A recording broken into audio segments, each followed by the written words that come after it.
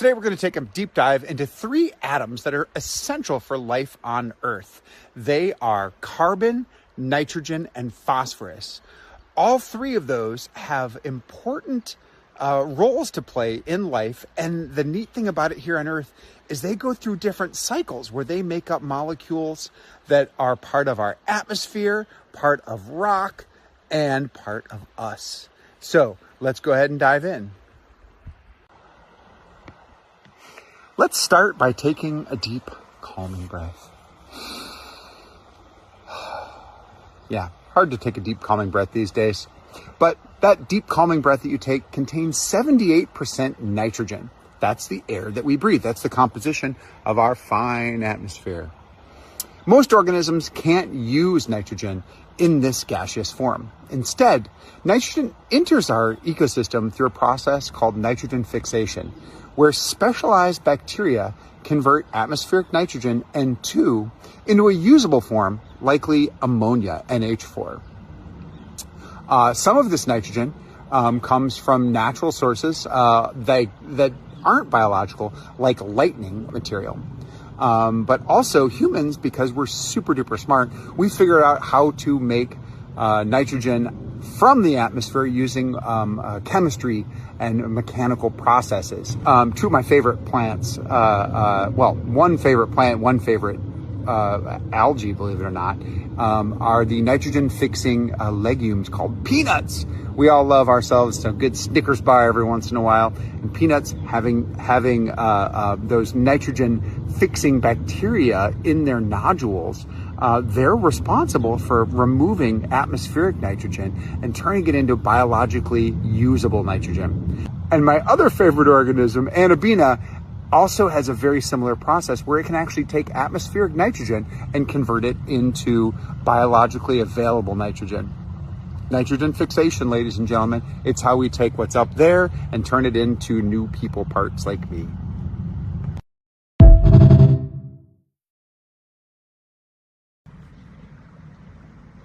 Once nitrogen is fixed from the atmosphere, it generally becomes part of the bacteria, whether it be a photosynthetic cyanobacteria or the leguminous organism that lives in the cyanobacteria that fix the nitrogen inside of a legume, and then it becomes part of that organism until such time as there is trophic exchange and that organism gets eaten by another one, and thereby transferring that nitrogen from the original nitrogen fixing organism into the organism that ate it. Or if it died, it decomposed, releasing that nitrogen back into the environment. We as humans excrete urea. A lot of organisms, especially organisms like humans, we will eat other organisms because we are heterotrophs. I have not yet met a photosynthetic human, although I do have a colleague that wants to put photosynthetic materials into his body and become partly photosynthetic. But until that time happens, we are going to be eating other organisms. And as we do that, we bring in nitrogen, among other things, into our bodies. And that nitrogen gets used and excreted. We as humans excrete urea in our urine, where fish and other organisms excrete ammonia. Birds do uric acid. That's so that it has less water, because birds don't want to weigh very much as they fly.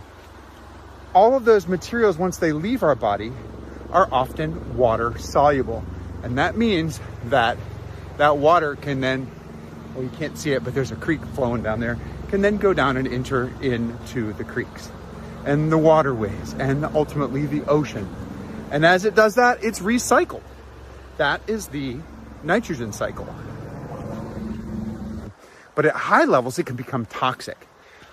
Once nitrogen has been fixed from the atmosphere into biologically labile, meaning usable nitrate or nitrogen, it usually takes the form of nitrate, nitrite, or ammonia. Those are the 3 really common nitrogen molecules that are usable by plants.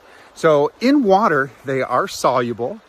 And if you own an aquarium, you might want to measure your nitrates and nitrites on the occasion. And they all are usable by microalgae. Most of what we do at Algae Research Supply is to use sodium nitrate in our medias, because nitrate is easy to measure on the dip tests that you can use the little dip strips for to get a concentration of nitrate. Nitrate is also easy to measure and often comes on those same dip tests, but ammonia is a little bit more difficult. And one of the reasons that we don't use ammonia in our medias is because ammonia at low levels is really great for plants and microalgae, but at high levels it can become toxic, where you can have much, much higher levels of sodium nitrate or even nitrite, and they do not become toxic. So for making medias, we generally want to use nitrate. Let's take a second and think about how nitrogen can move from one area to another area. Here we have last year's leaves from our fine oak trees here. Now these leaves are beginning to decompose. We just had some rain, so this is all kind of smoldering down. It's got that nice natural smell like good soil. And now the nutrients that were inside of these plants, nitrogen and phosphorus and even carbon, they're all decomposing. The carbon's being released back as carbon dioxide to the atmosphere instead of being plant material. And the nitrogen and phosphorus, they're running down here, and they're going to be slowly going down onto the soil here. And as we can see on this little bit of a watershed, they're going to be running down here and down through this and back down into the river down the way. That's because those nutrients, nitrogen and phosphorus, as phosphate, nitrate, nitrite, and ammonia, they're very water soluble, and they can move down you by gravity as water moves it. Now, this is really important to consider because as we use the Haber-Bosch process, which makes ammonia from atmospheric nitrogen, we can go ahead now and take a lot more of that nitrogen, put it into the water, and have it go down into the oceans. And this is the process that we use to make a lot of our fertilizer. So human-made fertilizer can go down into the oceans that way.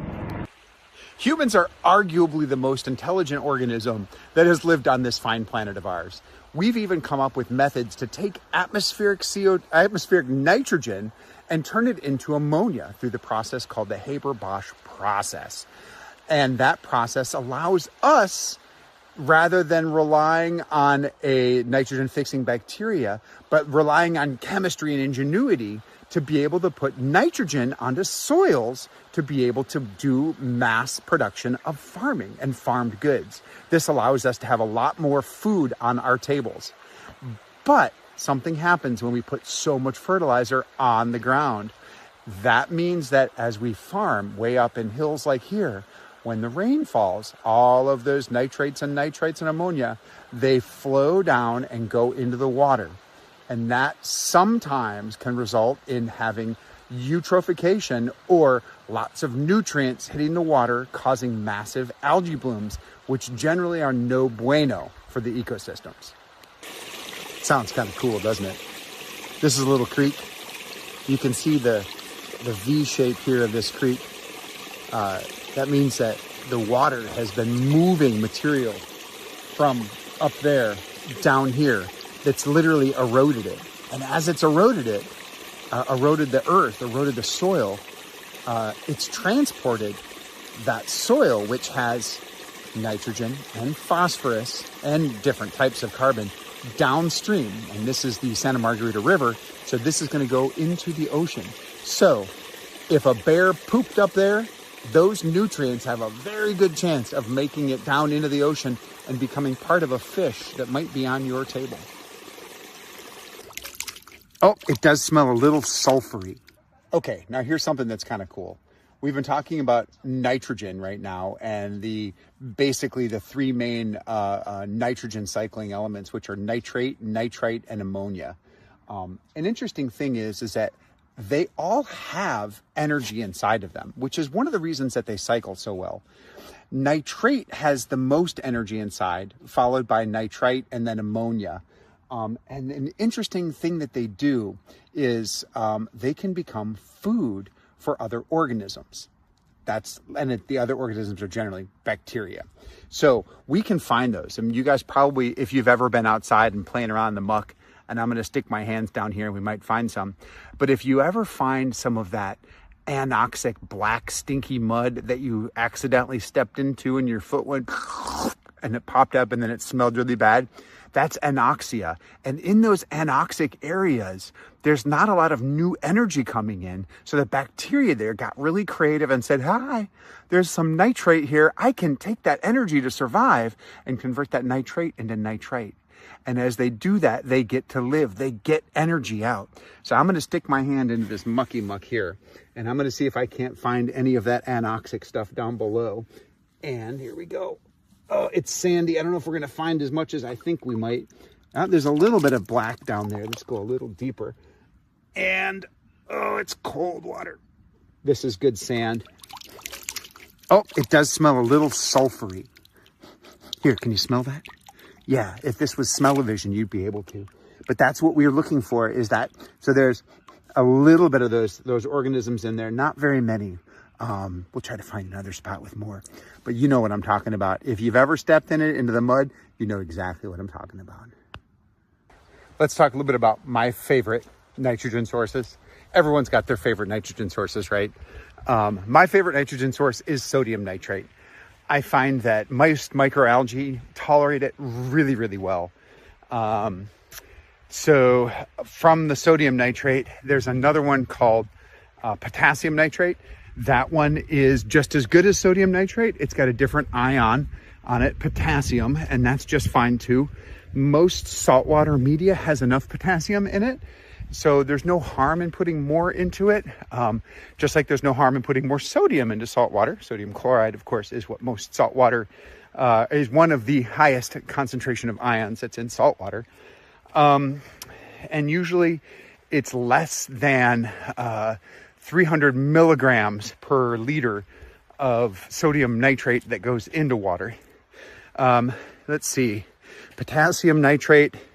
There's another one that we no longer get here in the US and in most civilized countries, and that's ammonium nitrate. Ammonium nitrate, unfortunately, has been abused because of its rapid oxidation characteristics, and people have done it to use it to make bad things. So we generally won't have ammonium nitrate available to us. Monoammonium phosphate, MAP, is another one that's inexpensive, and it has phosphate attached to it. So there's a lot of times that if it makes sense and you can get a good price on monoammonium phosphate, you can use that with in conjunction with usually a sodium nitrate, because you want to get the ratio of of nitrogen to phosphorus to be about 10 to 1. And then you can always use something like ammonium carbonate as well if you're looking for just the ammonia. But remember, ammonia can be toxic to microalgae. So if you have to use it in really, really small amounts, and you may need to dose it more frequently. As we think about these elements, carbon, nitrogen, and phosphorus, that are part of our biosphere, if you will, they kind of have formed their kind of a pattern. And that pattern was picked up by a fella named Alfred C. Redfield. I believe it was back in the 1930s. And Dr. Redfield, he came up with a ratio that we use in oceanography all the time called the Redfield ratio, or Redfield stoichiometry. And this shows that for every 116 carbons, there's usually 16 nitrogens, 106 to 16 to 1 phosphorus, 106 to 16 to 1. And that we famously now give him props, good job, to create the Redfield ratio. And whenever I'm looking at nutrients that I'm adding to my medias, I always go back to the Redfield ratio, 106 to 16 to 1. And I start there and I look at the molar mass or the molar ratios of my nitrogen to my phosphorus. And I try to think about what's going on there and then match that up to the amount of carbon that's available, whether I'm using CO2 or bicarbonate, to try to find ways to make sure that I'm getting my algae enough of the nutrients that it needs. And the Redfield ratio, the Redfield stoichiometry, not just applies to algae in the oceans, but it also applies to animals in the oceans. You can grind up a fish using your Bastomatic. Yes, for you old people, yes, that was the Saturday Night Live restaurant reference. For you young people, well, I believe there is hope for you. But you can also use Redfield-like ratios here on land as well. And they vary widely.